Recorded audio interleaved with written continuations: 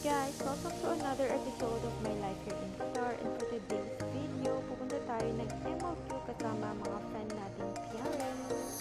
And finally, nabuo din kami after how many months na hindi kami nagkasama-sama palabas.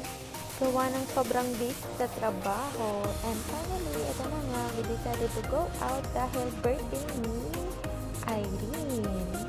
At si Auntie tuwang-tuwa dito sa shop na to kasi kapangalan daw na kayo nang bahala bumasa. At ito na nga, dahil wala na kaming mahanap na kainan, no choice kami kundi dito ulit kami sa Cheesecake Factory kakain.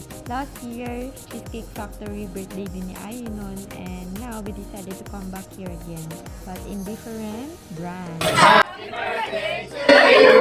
Happy birthday, happy birthday to you.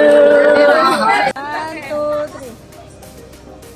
Thank you guys! Bakit yung pa lumabas ang At syempre, hindi kompleto yung labas kapag walang Starbucks. Naka-note sa akin, have a good night. Parang pinapatulog na kami, pero magkakape pa lang. Thank you for watching, guys. Pauwi na po kami. Happy birthday, Irene. Bye-bye!